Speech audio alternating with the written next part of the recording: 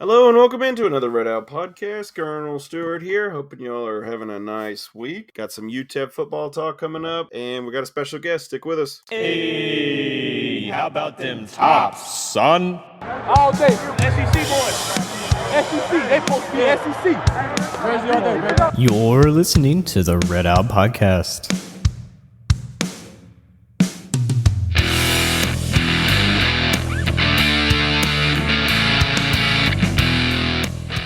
I am not ashamed to admit in the past, I've needed a therapist. We all need someone, and it's a strong person who can admit it. I talked to my doctor, who referred me to a therapist, and I really didn't have much say as to who the therapist was. But with this episode's sponsor, Betterhelp, you do.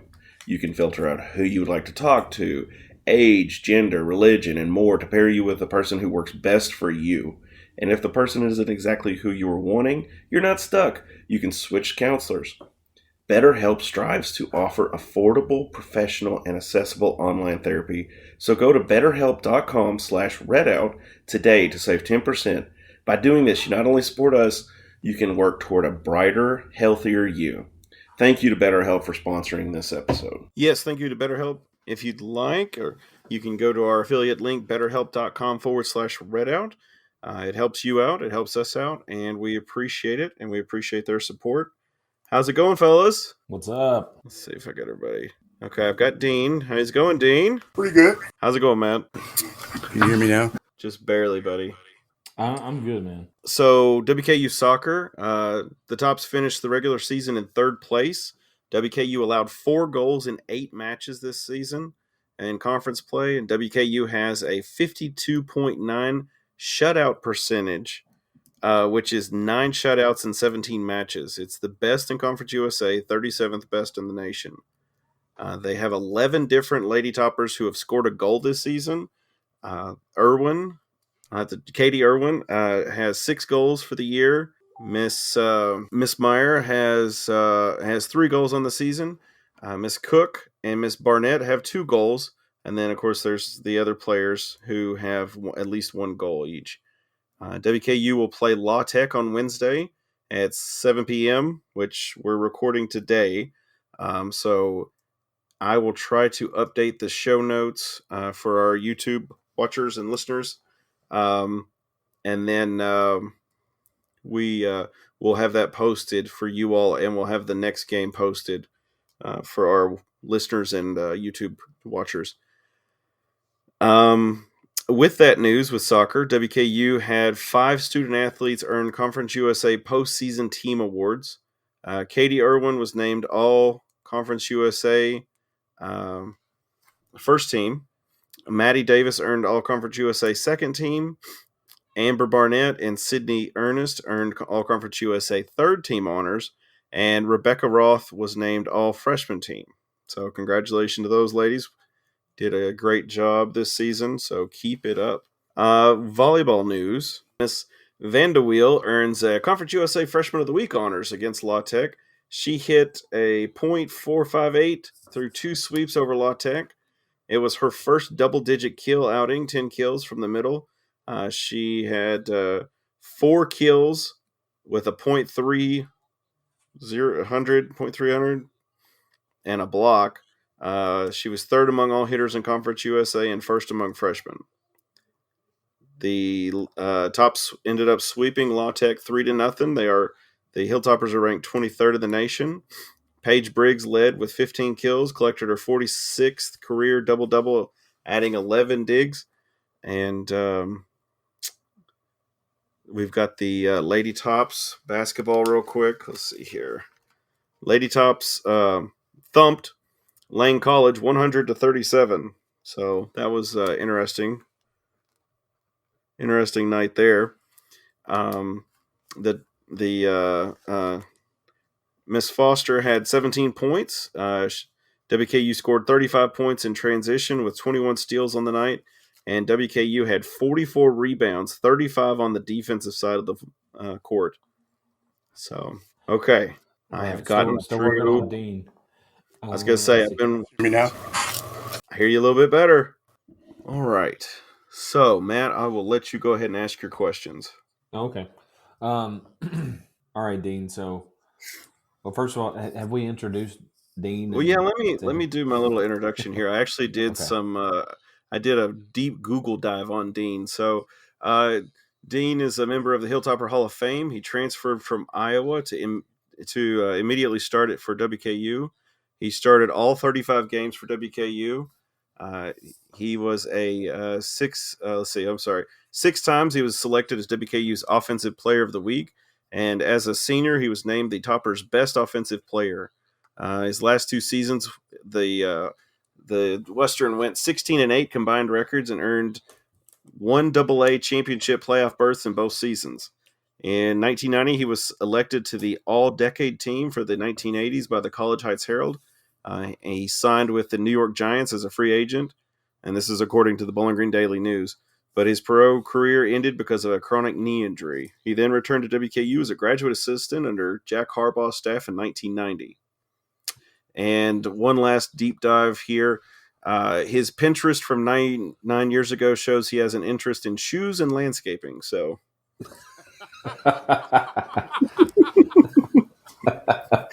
Attaboy, Devin.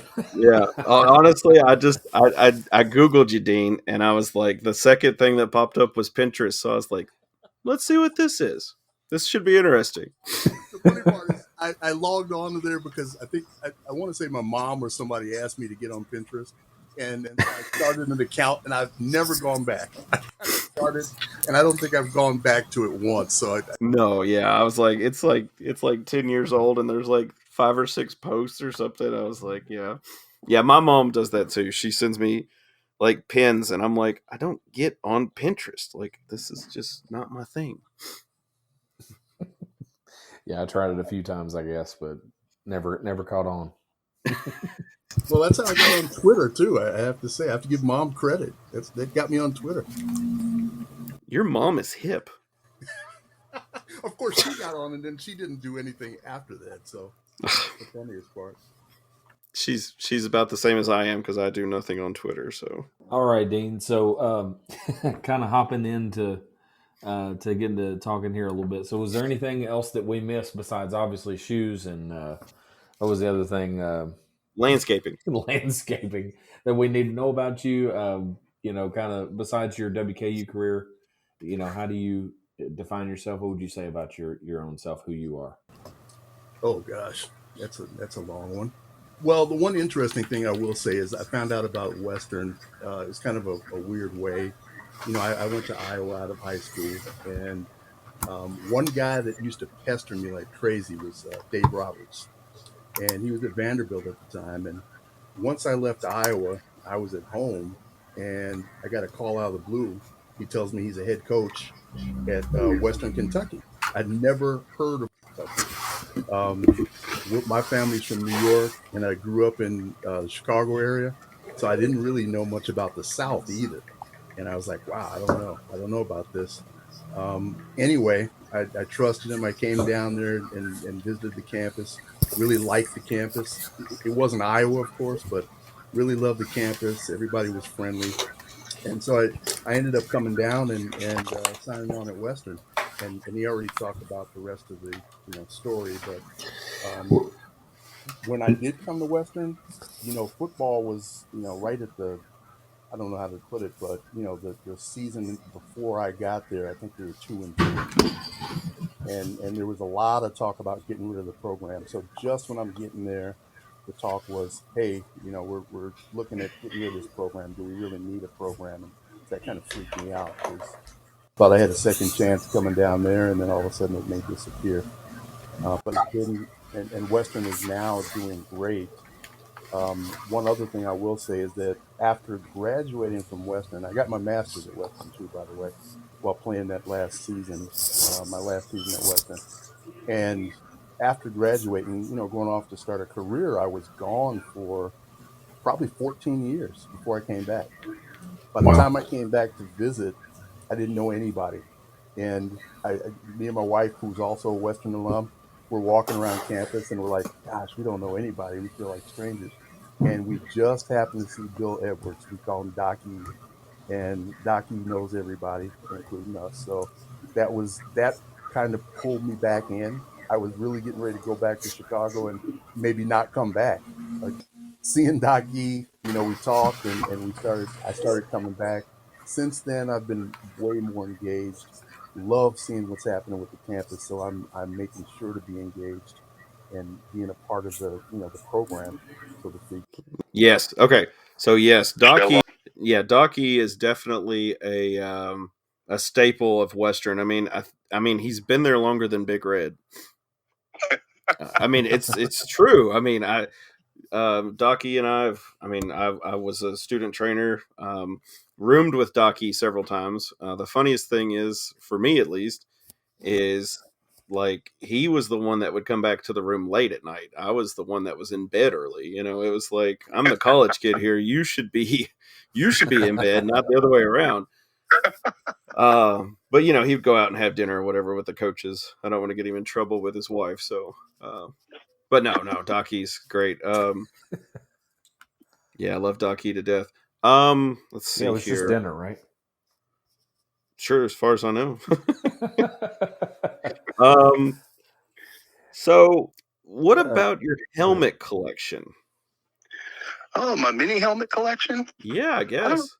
I'm not even sure how that started. I think a long time ago during a visit to Western, I saw one of the chrome helmets at the bookstore. And so I bought one, and I really liked it. And I had it sitting in my little office, which actually looks like a shrine to Western. And which it should. I saw, pardon me? I said, which it should. Well, my wife kind of is like, can we put one of my things up? Can we take some stuff off the wall? And I'm like, well, what do I do with it? Exactly. But anyway, no. I started collecting these helmets, and I started finding, different ones that look pretty cool. And there's this place on eBay that makes Western helmets. They make a lot of helmets, all different schools. And they were making some of the custom helmets that Western's using. So I started ordering them. And I've got about 8 of them now. And they're a lot less expensive than buying a full-size helmet. Oh, yeah. I do have one of the full-size chrome helmets. Ooh. When they first came out, I got one of those. Oh, cool. And it sits beside my old helmet from the 80s that probably was illegal back then and definitely wouldn't be used now. But so I have those 2, and then I have about 8 mini helmets. And from what I understand, they're going to try to make some more based on these new helmets we had for our last game. So I'm going to keep collecting and try to fill out my whole shelf. I've probably got half of my shelf filled with mini helmets, and this place does a really good job. I actually, when I saw what they did with the other helmets, I sent them pictures of my own helmet, and they made that too. They recreated that. Cool. So I was really pleased with them, and you've seen them probably posted on our Facebook page. But this place, I guess I should give them a shout out. Tidewater Collectibles is really good with making the helmets, and especially the Western helmets, in my opinion. Go make a note for that. Tidewater. Yeah. So speaking of helmets, what did you think of our last helmet design? I'll say that for the Liberty game. I loved them. I'm going to say this. Initially, when I saw the big red helmet way back when it first came out, I thought to myself, no, there's no way. Yeah. But I started to warm towards it. I said, you know what? This is kind of cool. It's unique. And also a lot of people out, in the Twitterverse were loving it. And so I kind of warmed up to it. And then when they came out with the different ones, I thought, that's really unique. Nobody's done that. No, yeah. And, as much as people talk, Big Red is so popular. And, I also posted this to our Facebook page, but I also got one of our T-shirts. So I've got the lineman T-shirt with the Big Red posting as a lineman. And I'll wear that around as much as I can. O-line for life. Oh, yeah. But, I love it. I love the creativity that they're showing. And like I mentioned before, Western, they have not slowed down since I left. When I got there, the stadium was half a stadium. Yep. We used to laugh at that. And me coming from the Big Ten, it was amazing to me to see half a stadium. I used to dream about these days when Western would look like this, when Western would grow, and they have not disappointed in that the school has grown, the program's grown. They're not going backwards. they're going forward. So I love that. And so I love the creativity, love the helmets. I know a lot of people have their own opinions. Some of my teammates don't like them, but I love it. I like them. It's one of those things that it kind of grows on you though. And after seeing, like, I didn't know how to, I was kind of like, when I first initially saw him, I was like, okay, there's a guy running a ball, and I was like, wait, there's a big red passing the ball. I thought it was him just running it. And I'm like, oh snap, they've got him doing different things. This is awesome. But the only thing I mean, of course, obviously they can't get decals for every single position because, like, the long snapper, like Big Red snapping it, it's like, no, okay, I get that. But, it was one of those things I thought, well, this is really, it's growing on me the more I see it. And I mean, it allows, like, I mean, my daughter loves it. Of course, she calls Big Red Western. So, it's just like, okay, yeah, that's Western. Go with it, kid. Yeah. I will say this. I would make him look a little meaner. That's the only thing I would do different. Yeah. I mean, kind of like the Louisville Cardinal that has teeth. And you're like, I didn't know birds had teeth. I did my own little graphic where I put some teeth on Big Red. Some people didn't like it, but I love it. That's pretty sweet. I was just thinking. I was going to say, I think the main thing for me about that, the helmet decals and stuff, was how much it got seen. I mean, I think that's the main thing as far as, like, whether we like it or not. I mean, Western got so many eyes on the university, on the football team, on the equipment staff, whatever. There were so many eyes on WKU. The guy, what's his name, Stanford Steve on Scott Van Pelt was wearing the Western lineman shirt underneath his coat a couple nights ago. Like, it was pretty cool to see how much it spread so quickly. I mean, there were millions of views on the Topper football page because of those, because of some helmet stickers. That's amazing. Yeah, that's my point. Just, it's awesome to see that type of creativity and, getting ahead of the game, and nobody else has done that. Yeah, I'm 100% behind that. Now, I do have a question. You were talking about your chrome helmet. When I played offensive line in high school, and I may be incriminating myself. I'm hoping I'm past the statute of limitations. But when I was in high school, I swiped my high school football helmet. So was this chrome helmet? You can plead the fifth if you need to. Was it acquired like mine, or was it acquired through knowledge and they gave it to you? No, I actually bought it on Amazon. Oh, I bought it on Amazon. Yeah.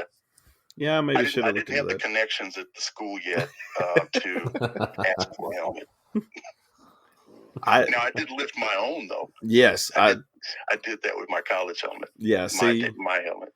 Well, okay, I'll tell my story because all the coaches that were there when I was in high school weren't there anymore. But they all went into the coach's office and were talking after the game, and we're cleaning out lockers and getting stuff and everything else, and they had left like the equipment room open. So I just slipped in there, grabbed a different helmet, put mine in my bag, and just put it in the locker. So I had one to turn in. They didn't ask me to put it. Of course, I had I've got a larger head for the helmet I had, so it was an XL. So like the one I grabbed was like a small. So like if they'd have made me put it on, I'd have been in trouble. But I'd have been, they didn't even question it. I just set my helmet down, set my shoulder pads down, just went with it. I'll tell you one thing about my helmet.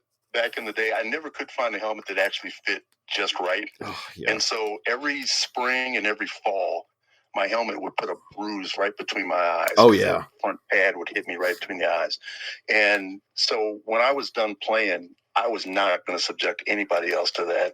And I knew helmets have a lifespan. So I said, you know what? I'm taking this helmet. Mm-hmm. I took my jerseys. I got both jerseys. I don't even remember how I did it. I just pretty sure I just walked out with them.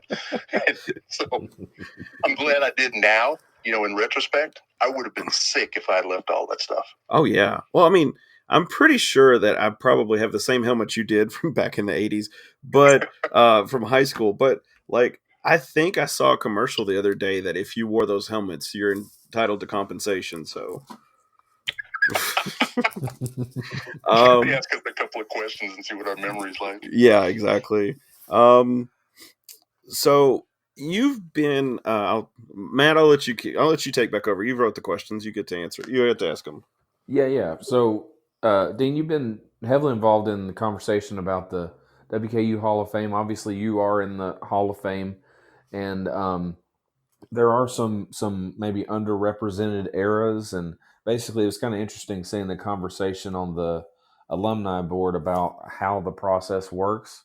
So maybe somebody's listening in that's a former player, or maybe knows some former players that probably should be in the Hall of Fame. How does that process work, and how could they help their former teammates to possibly get nominated?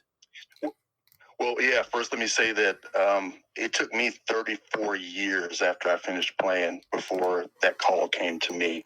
I was, and it was an extreme honor. I'm looking at my plaque right now as we speak, and I keep reminding my wife, because we joked about it for years. I said, if I die before this ever happens, I said, I want you to go up there and just raise hell in the speech. But the thing is, for a long time, a lot of people didn't know how it worked. But one thing that is, I'm not going to say it's poorly communicated, but I think one thing people don't realize is the Hall of Fame is for all athletics. It's not just football. And I used to see people asking, when is somebody going to be in the Football Hall of Fame? And the very first Hall of Fame banquet I went to, because I thought, when I first found out we didn't get one until I was done playing. It was established in 1991, and I finished playing in 88. So I didn't even know about it until way later. And I thought, I wonder if I have a chance to get in something like that. And I went to one of the banquets, and I actually left there thinking I'll never get in, because I was listening to the accolades, listening to the different sports, and I was like, wow, this isn't just football. It's everything. So it right away, it's tough to get in, because you're being put in a pot with every sport at Western. And usually there's a limit to how many people go in every year. So what typically happens is you nominate a person. They go into a pool of nominees. And I won't claim to know all of the background information, but I will say that they review the applications. They review the submittals.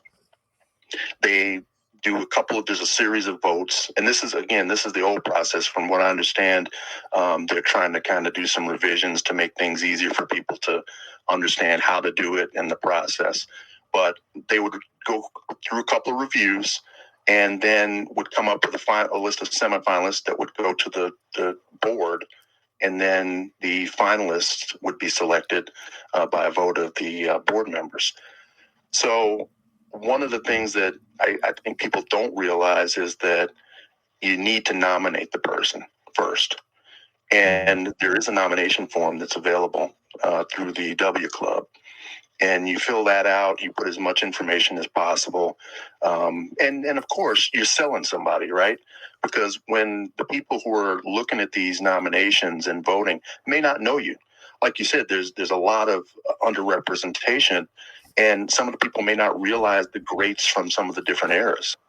The discussion that you're talking about that happened on our Facebook page, some of the people that they were asking about, I was amazed, because frankly, I thought they were in the Hall of Fame already. Their credentials were absolutely qualifying, but they weren't. And then the next question is, well, were they nominated?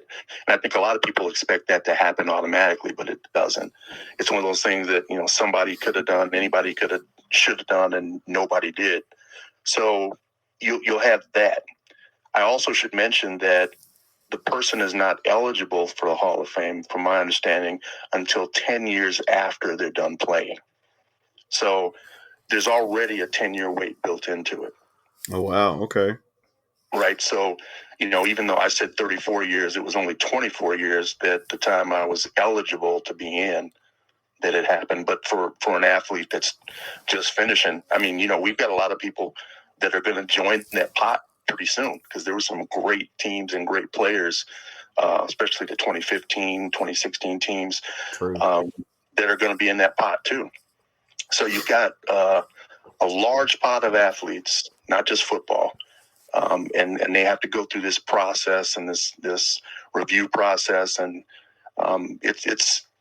frankly, I don't envy it. I've never been on one of the voting committees or review committees, so I can't really speak to the internal process, but I definitely realize that that's a tough thing to do, to go through all of those nominations and pick who goes next, and I realize there's a lot of considerations there. So it's a long process, it's a drawn out process, but it starts with that nomination. I always tell people, if you're going to nominate somebody, don't just fill out, the basic stats. You need to you sell them a little bit. You need to write something about them. What did they do? Why were they special? You can always add to the nomination form. So right now, I know there's a lot of people wondering why a certain person isn't in or this person isn't in. And, I don't say I have the answers to any of that, but I will say there's a lot of nominees that are very qualified and very deserving, particularly football. If I was on the committee, I'd be looking at them, and I know there's several that I would be, looking at and recommending. But again, that process right now is, I believe it's been under review, and they're working on that to improve the communication with everybody so that they understand how it works. Yeah, I mean, it's I just Googled it, and it's on the WKU alumni page. Obviously, the inaugural class was in 1992, and I mean, you've got your big names: E.A. Diddle, Jimmy Fikes, D. Gibson, Clem Haskins, Jim McDaniels, John Oldham. These guys were in the inaugural class, which they should be. And then I scroll down here as I'm looking through these names, and in the year 2000, you're talking about, it's not just football. There was a lady, and I never knew this was a sport at Western. Mary Godlove is a Hall of Famer from 1977 to 1980 who lettered in riflery. Wow. I never knew that was a thing. And here's the thing. Where are we at? 4 years later, 2004, there was another lady who was nominated for riflery, Sue Averill, 1970 to 73. And I'm like, were we like that good at shooting at Western? What is this? But that yes, like Dean's saying, you've got football, basketball, you've got coaches. There's a young lady, or there's a lady who's was in gymnastics in the 70s. There's several different track, swimming. I mean, there's a lot of different people who have been nominated, and deservingly so. And I will try to do a. Let me see if I can find. I'll find the nomination, and I will find put a link it, or something, and I will post the link to our. Sorry, I got to make a note of this. Yeah. Post the link in our talk to Jared description. Holland too. He could help out with that. Jared Holland, Paul Just. They're both people that would be the great connections for that information. Yes. Good deal. And speaking of, I'd be remiss if I didn't say this. Another reason my teammates, my brothers, if it weren't for them, I probably also would have a very hard time ever getting in, because those guys advocated for me like crazy. I'm not a person that talks myself up. I'm not going to people saying, hey, I should be in here. I'm not bragging about my career, but those guys, my teammates, and I won't just go through names right now, but they know who they are. They were constantly, it was actually almost embarrassing to me, because I'm kind of a guy that doesn't, like I said, I don't talk a lot about what I've done and this and that, but those guys were constantly promoting, talking to people, letting them know who I was, because it was so long ago that I played. So I'll never forget that. I appreciate what those guys did. And that's one of the reasons, too, that I want to help some of these other guys from these other eras, because I think it's worthwhile. And I think when somebody does that for you, you have to appreciate it, and then you pay it forward. So shout out to all my teammates. Yeah, definitely. Definitely agree with that. Devin, I had another question. He mentioned, Dean mentioned W Club, and I know you've been involved in Football Alumni Council. Something I'm passionate about is what happens to guys after they leave. I've seen some guys that you kind of have that horror story. The guy goes back home and ends up involved in crime or something, to kind of falls through the cracks. And then obviously you have some guys that are fairly successful and they do well, and you're happy to see that they're doing well. But how important is it in your mind for former athletes, whether it's players or sports staff or whoever, to connect back into those organizations like W Club or Football Alumni Council? Oh my goodness, it's critical, and one of the reasons that the Football Alumni Council exists, shout out to Coach Helton, is to help bring those guys back.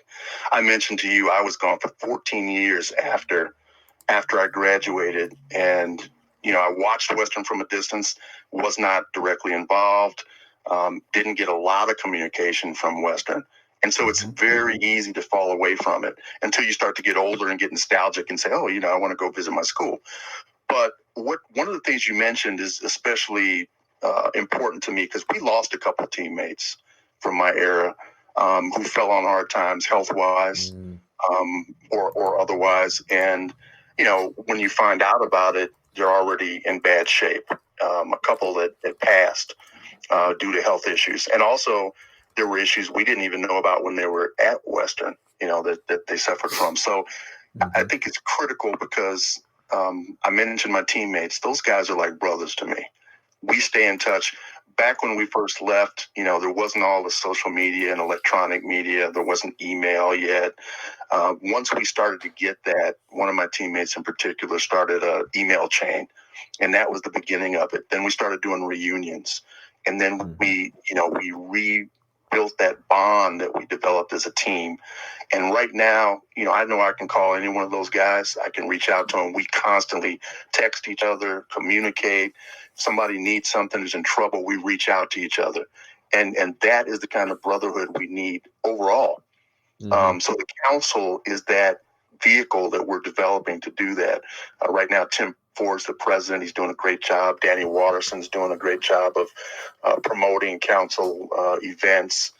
Scott Parshall is doing a great job with we have a tent for the games where we do the pregame food and just fellowship. So I think that again, it's critical that we reach out to these guys, let them know we want a relationship, we want to develop that brotherhood. Any successful program that they thrive on that, and the connection with the alumni, because then you can connect with the new guys as they start to graduate. They realize that they're part of this family too. When I played, we called ourselves the Foot Frat because we were fraternity. We went through the crucible together. Dave Robertson, I don't know if I want to even get into his practices, but if you made it through his practices, you were bound together. And so, like I said, we're really close. We get together a lot. We tend to come back to the school a lot, our 80s era team, because of the things we shared together back then. I think we need to do that overall. And it's critical that guys, if there are issues, and I know there are some people who have particular, issues that they don't come back, I think we need to find a way to squash those and to get them back in the fold as part of the brotherhood. I agree. I mean,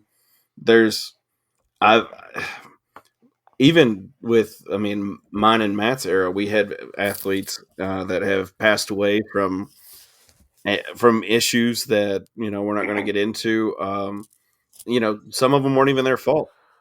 Things, Right. Life and health and stuff like that happened. And, we've lost some there. And like you said, we've had some athletes who ended up on the wrong side of the, jail cell. Mhm. So It happens. yeah. And, you just hope that they are able to, kind of turn their lives around and see their mistakes. And, hopefully they get another shot at things. Yeah. But And anyway, And I think that support system helps, though. Exactly. Having those guys that can talk with you, or maybe even give you a break. Guy might need a job. Yes. Somebody else has a business, they can give him a job. That kind of stuff, that's why it helps to be part of the family, part of the fold. yeah, Yes. absolutely. And 100%. I mean, like, my thing is I say, or at least in my mind, that you have to know someone to sometimes help you get that job that you really want. It helps to have a leg up. And if you've got somebody like you said, that's they're kind of in the Western quote fraternity. It kind of helps. So yep, absolutely. And like I said, the council's trying to reach out, and we're finding ways to reach out and communicate to people and let them know that come on back, be part of the brotherhood, and let's build this into something special.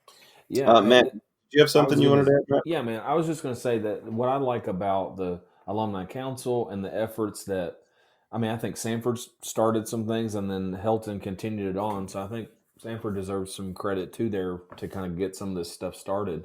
But one thing that I love is the genuine effort that's being made. I hope people that are listening or former players or whatever, there is a legitimate effort to try to make things right. If people feel like there were things that were wronged, people are not forgotten. There are efforts, and that effort started in earnest maybe later than it should have. But now that we've got some things going, it's nice to see that it's a true effort, and I hope that, first of all, I know that it is making an impact, but I hope that people get on board with it, because there are, in some cases, it's about a job, or there may be an opportunity and things like that, but also there could be people that lives are saved by making these connections and getting back together, because this was in many ways the time of our lives, right? It was incredible, and it was such a bond that it's kind of hard to just turn away from. And so you kind of need that brotherhood going forward. And if you don't have it, sometimes some of us are okay, but some people, it's kind of hard to function without some of that down the road. And so I love to see that. You mentioned Stanford. I do want to say real quick, I know he gets a lot of criticism, but I do give him credit. He started a mentorship program, and he brought a lot of us back and connected us with players. And we actually sat down, broke bread with them, talked with them, found out a little bit about them. And I credit that with getting me way more engaged with the players and the team and knowing the roster better. Because after that, I started following certain people. I still follow certain people, even after they left Western. Some of them transferred. But I do give him credit for that, because that was a direct connection too. And so I know. I listened to the last podcast too, and I realized there's a lot of things that I didn't even know about. I do give him credit for that. That mentorship program I thought it was a hit. Oh yeah, that's a great idea. Now, they do know you're following them, right, Dean? I don't like hiding the bushes. I just I don't think Dean's hiding behind anything. Their careers, and I, if I see it, I'll promote it. If I see the receiver, I'm slipping on his name right now because I'm getting old, but he went to Ole Miss, and then he went to the Arena League. Ja'Cour Pearson. Small. He was a little guy, really fast, number 7, and he was one of the guys I was mentoring. And I know I've been watching him and watching his progress, and I'll post something if I see it, and so I'm pulling for these guys. I just like seeing these guys succeed and move on, and they'll always, in my mind, they're always a hilltopper. If they spent time here, we still got that bond. So I still pull for them and everything like that. I don't look at them as turncoats or traitors because no. It's a new time. It's a new day. Yeah, honestly, and you've listened to the show, so our stance. We want the best for these guys. They have to, their goal is always to get to the next level, and we always wish the best for them. The only thing that we are not necessarily against, but we just don't want these guys to end up sitting on the bench and losing that opportunity where, they may be starting at Western and then, they transfer to, Alabama, we'll say, for Dennis Edwards, go to Alabama, you're going to start behind, you're going to be number 2. And it's like, no, I'll stay at Western. I'll just, I'm still playing there. So I'm getting looks there. So I'll stay there. And that's always been our stance, is we always want these guys to do better and have that opportunity. I cannot. Yeah, I still can't think of that guy's name. I have no idea who that was. Anyway, Ja'Cour Pearson is. Yeah, I don't know. Yeah, no idea, not a clue. I'm messing with Matt. Matt keeps saying Jaquez. Come on, man. I couldn't tell if you couldn't hear me or what. Dadgummit. I was just I didn't messing want with to butcher his name by saying it and not remembering it, but Oh, believe me, when I see him, I know him, but I know his name was spelled a little different. But when you mentioned it, Dean, right away. don't worry about it, Dean, buddy. Don't sweat it. I butcher names every week. Every week, I butcher somebody's name. I won't even say my own name gets butchered, even within the family. So, you know how confusing it is when your dad uses a different pronunciation than what he started you with. My dad forgot my birthday one time. I don't know what you're talking about. I went to the doctor's office. Tee-bout, Tebow, Yeah. Tiebout. My dad. Yeah, long ago, my wife was calling me Tebow, and I said, "What do you think we're French or something?" No, just Tee-bout, like I told you when we first met. Yeah, you said she's funny though. You said, yeah. Don't fancy it up. Come on now. No, everybody does though. But it's like, where are you getting these extra, syllables and everything? Come on, I told you my name. Here we go. But yeah, I've seen it all. So that's hilarious. So Western, we talked a little bit last week about the Western loss to Liberty. Dean, what were your thoughts about the game? Don't make me. I know, right? I was so frustrated because I thought we had a good shot. I know we've been having struggles on offense, but I thought that we were hanging with them pretty good. I wasn't really that impressed with their defense. I thought and in the second half we still started scoring, so that was also decent because the previous two games we couldn't even score in the second half. So we started to connect. I thought we had a shot, but their run game was really impressive. I think their quarterback, he's so elusive, he was extremely frustrating to me. I'm sitting over there watching the game, and I got my phone and a red towel and athlete superstitions, by the way. Yes. But anyway, I'm sitting there watching it, and it's like, get this guy, and he's just so elusive. I do think if we play them again, and I think if we are on top of our game, I like our chances. I agree. But run game, it almost seemed like we weren't ready that second half to take that on. And they powered it over, and they started to overcome our defense, and then we couldn't keep up with it. But I think our offense, again, if those guys can get back on track, I really like our chances. I do too. And it was very positive, I thought, last week. Kind of like we talked about last week, but it was very positive against Liberty that we had some life in the fourth quarter with 19 points scored. It was, we started scoring those points, and I thought, you know what, there's actually a good shot here. So I am, and the good thing is we've got UTEP this coming week. We've got, sorry, I got to pull up my schedule. We've got UTEP, New Mexico State, Sam Houston, and FIU. So I'm not saying these next four are going to be a cakewalk, but they are a lot better than, Jacksonville State and Liberty. So, well, and ultimately, after all of the, a couple of losses, we're sitting here, and if we win out, we're in. It doesn't matter what else happens. We're in the championship game, and it would be pretty much against Liberty. So, yeah, I mean, here we are, as depressing, as frustrating, whatever you want to be about it. I mean, here we are sitting with our opportunity to take care of business. So, yeah, go ahead, Dean. Oh, no, I was just going to say, the funny thing is that I know there's a lot of frustration about this year and the expectations, but one thing people are not realizing, and I see a lot of talk on the fan page about fire this person, fire that person. They're not that good, but the truth of the matter is every year you got a different team. You have different guys coming in, having to step in different roles, and this team, they need to get together and there's a couple of areas where there's new people. They need to fit in. They need to adjust and step up to where other people have moved on. And, they're finding their way, just like any team every year.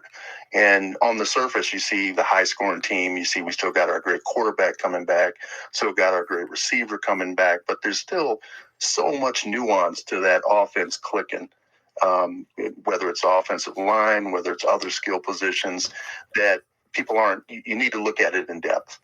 And when you do that and you look at it in depth, you realize why some of these things are happening. None of us as fans sit in that film room and watch the film after the game. So it's hard to express that. And so when you see people frustrated about the season, it's like, let's pause for a minute, realize that there's things going on. And, I'm a Hall of Famer now, my first year there. And I went in, as a guy coming from Iowa. I was a blue chip recruit. Back then we didn't have stars, we had blue chip. And so, I expected to come in there and just kill everybody, but it didn't happen that way because I was new. And when you first step on that field playing, you only see so much. You see the guy in front of you. And most players have that moment that either you learn to adjust and you learn what you need to do, or you just go through your career and you don't become great. My moment was Tennessee State, my first year playing. Tennessee State, I'll be real quick, but they had a really fast defensive line, little slim guys, 220 pounds. They weren't very heavy.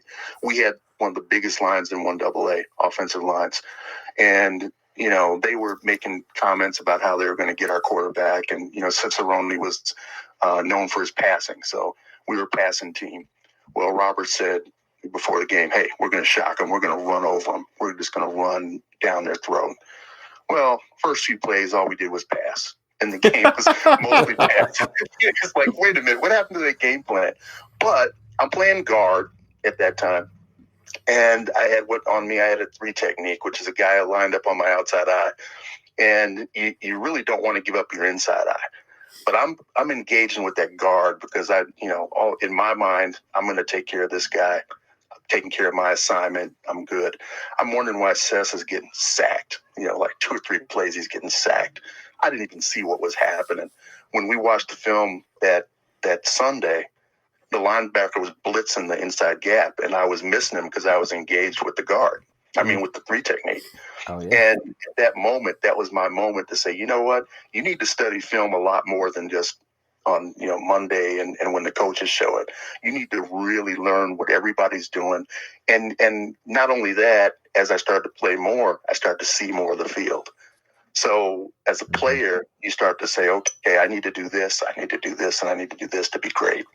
And I did that, and so it paid off. Some players won't do that.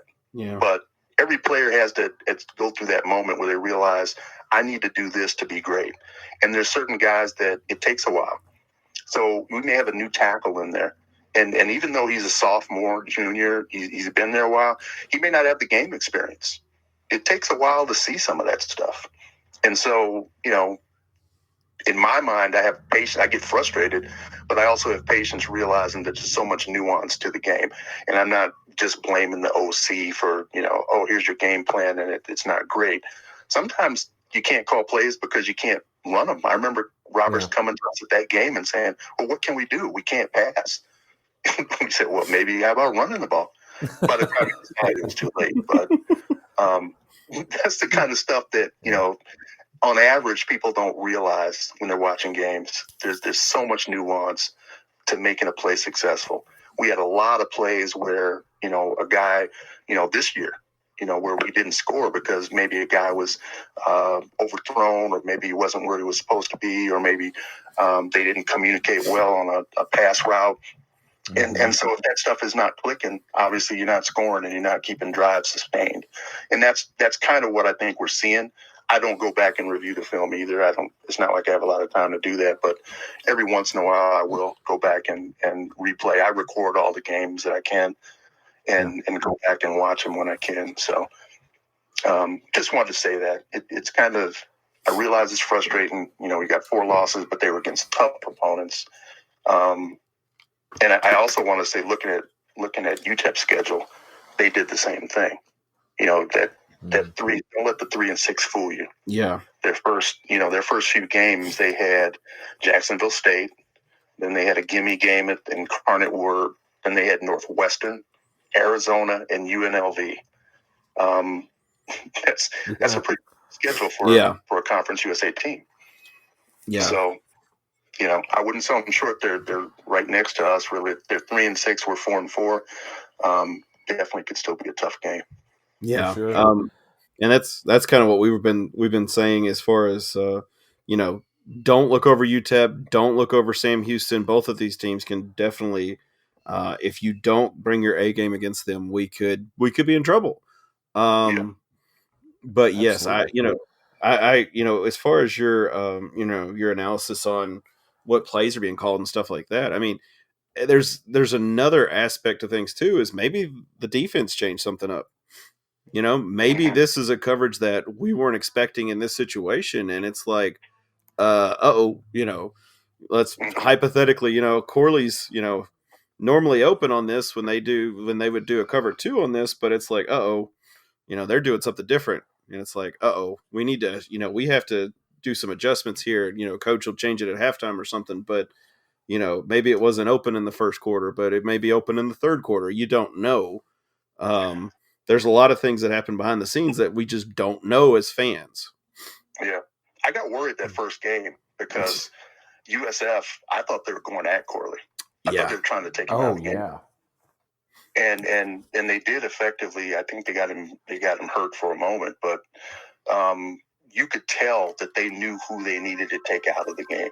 Yes. And when they went after him, I could see it. First few plays, I was like, they're trying to hurt him.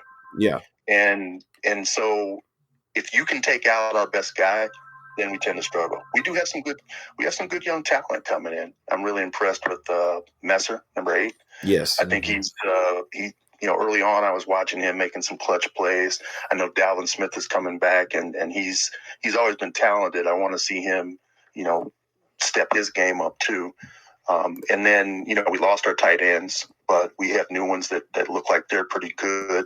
So I think we still have good skills. I think they just need to, they need to get in sync with the quarterback and just continue to work together. It's tough. But yeah, I definitely think defense is, like you say, they know who to try to take out. And if you can take out Corley, you're going to stand a much greater chance. But he can be devastating once he gets that ball. Yes. Dean, I think you made a great point about how sometimes you want to run a play, but sometimes you just can't, and especially with all the kind of the revolving door at receiver. And I know we've tried to experiment, and also we've had some injury at tackle. I mean, on the line, I mean, obviously your tackles, if you have tackles struggling at all, it kind of makes it hard to run outside, kind of makes it hard to pass. So if you have some of that issue there, plus the receivers, I mean, you talk about, I know there were several times where there was miscommunication in just about every game, where Austin's looking at the receiver and he's like, why didn't you do this? You're supposed to do this when, certain coverage. And like a lot of the offense in this offense is based on basically just choices. All the routes and stuff, a lot of times it depends on man or zone, certain type of coverage. This is what you do. And so when you have all new guys or guys that are moving in and out of the lineup, it's been really difficult for them to be on the same page. And so I think that's taken away a lot of the possible momentum if it was a consistent rotation. So, yeah, plug and play is not as easy as it sounds. And, there's, like I said, there's talented guys on our squad. But it's a matter of getting in there and getting in sync. And there's a lot, like I said, there's a lot of nuance to a play. And there's 11 guys out there. One guy could stumble and the play is dead. A lot of times plays happen where, we make a big play and you don't realize that it could have gone the other way very easily, and it just didn't. So, yeah. And it's like you say, I mean, of course, when teams are not doing well, it always feels like fans are always quick to pick up the torch and pitchfork, and and it's like, just relax. Yes, things aren't going exactly like we would, everybody wants to go undefeated, but that's not how it works in sports. So just relax. But like you said, I think we do have a lot of good weapons. I think as far as, players go, like you said, Messer's a great one. River is doing great. He's actually, he's been a surprise for me. Man. Yeah, sure. He's become a very, very, very strong player. Josh Stearns has done really well. Malachi Corley's starting to come back. and it actually opens him up, opens Malachi up when we've got these other receivers that are doing well. Exactly. And I mean, you've got LT Sanders doing well, Marquise Steps doing well, Elijah Young was doing really well last week. That guy had me screaming that one time when he hurdled the guy and oh my gosh, 2 more tackles for a touchdown. Yes, oh my God, I'm me screaming. too. My wife's looking at me. What is going on? Well, he did it in this game a little bit. He hurdled somebody in the middle of traffic again. Yeah, he hurdled him. I will say this though. I know we have a lot of talented backs, and I know we rotate. We kind of do running back by committee. I would love to see one of those guys just get multiple reps because running backs usually need to warm up. Yeah, and then these guys, you'll see them make a big run, and they'll start. As a running back, I always, I'm just a running back in my dreams, not on the field. But I always assume that once they start getting fed, they start getting warm and hot, and then they start, breaking the plays and doing well. So every once in a while, I'll see one like Step had that big run. And he's had a couple of good runs lately too. And it's like, I would love to see what one of these guys could do if they just get in there and get, a bunch of carries instead of just getting a few here and there. I'm not an OC, so I can't make, claims about knowing how to run the offense. But I just think that one of those guys, if they stayed in and started running, getting some touches, I could only imagine what it would look like. I think they would have a big game. I do agree with that.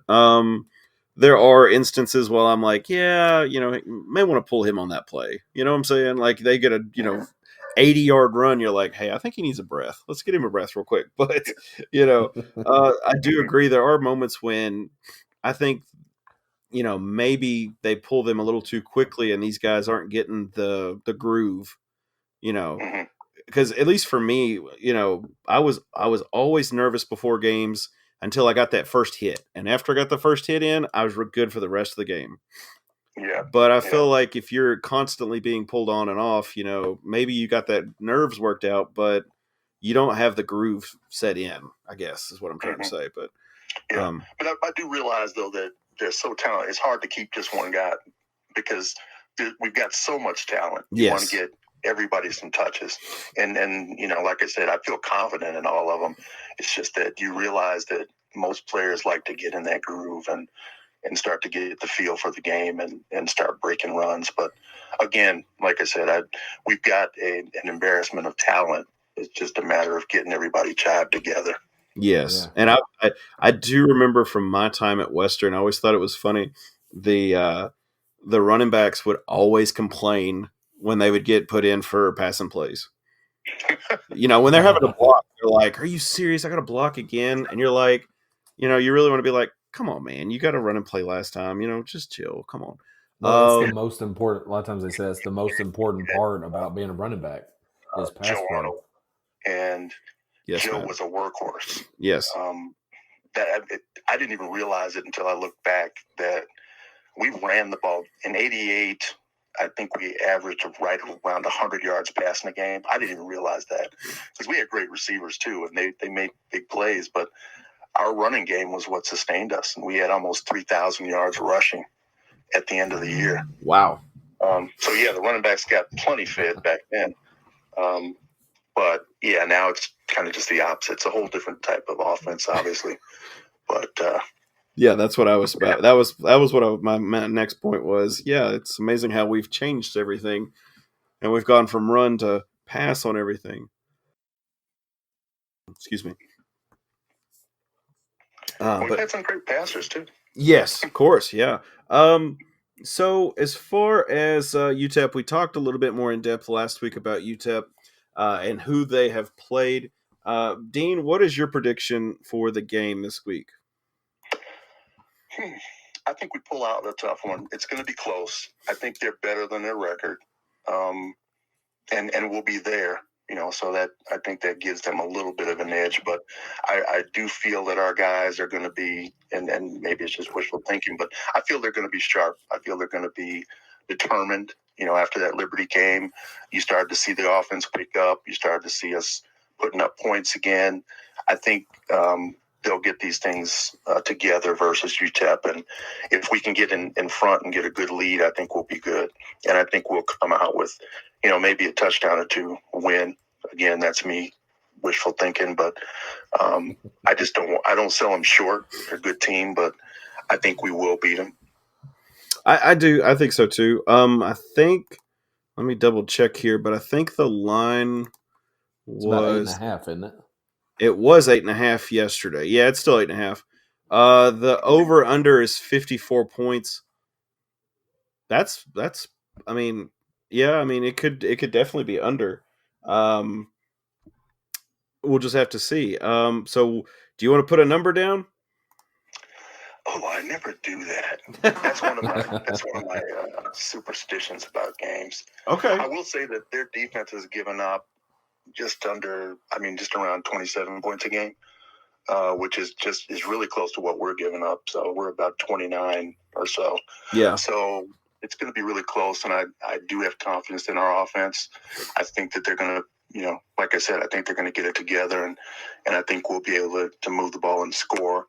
So, yeah, I don't want to put a score, but I do think we'll have at least a touchdown lead over them. Okay. I will respect your superstition.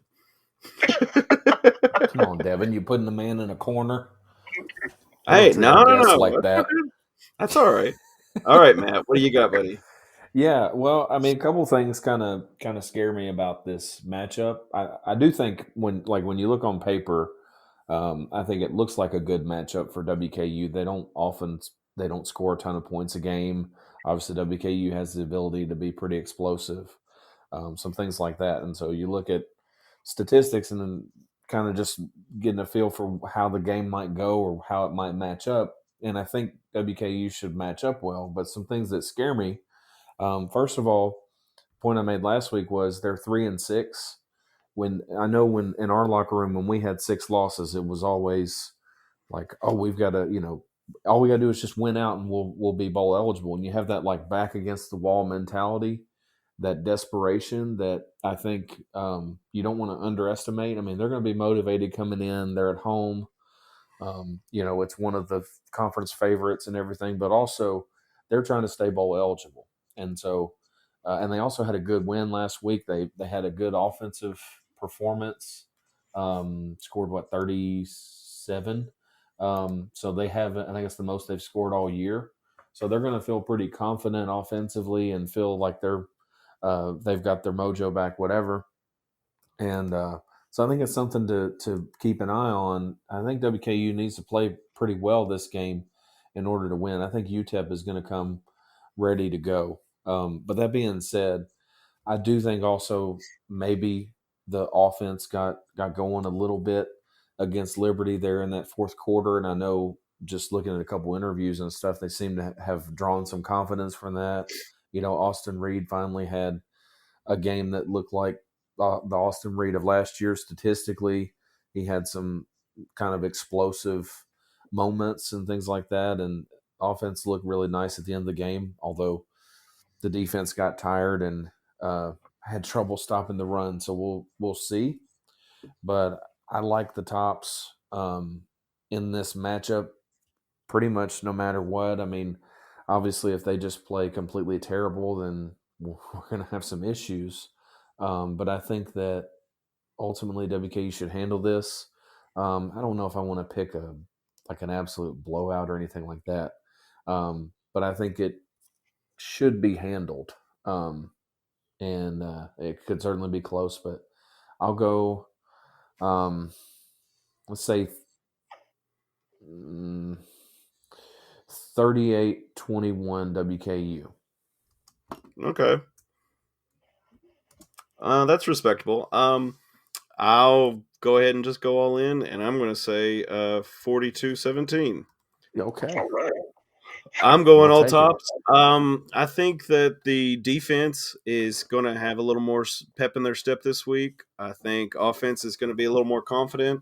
I think our quote Sharks are going to smell blood in the water, and they're going to go to town. And this is just going to be a fun game for Western. So fingers crossed, knock on wood. I'm hoping everything goes well. And statistically, that's what it looks like it could be. Like you could see that going that way in terms of some of the trends the whole season. So I don't think that's crazy to think that could happen. Yeah. But we'll see if this team is sometimes hard to predict if they're going to come in guns a-blazing or if they're going to take a half off. So yeah. That's all the time we've got today. But we will be back next week. Western is going to be playing at 9:00 on I think it's on ESPN Plus. Yes, November 4th, ESPN Plus, 9 p.m. So definitely check back. Next week we'll be talking about the game and we'll be previewing New Mexico State. So definitely check back, guys. And we will be back then. Dean, we appreciate you coming on, bud. I'm sorry we had some technical difficulties, but I think we've worked through it. And we'll do a little editing and post, and we'll make everything sound good for the first half of the interview. Thanks for having me. Yes, sir. And as always, go Tops. Go Tops. Good Lord. Okay. Hey, thanks, Dean. Appreciate you, buddy. Have fun tonight, Devin. Sure.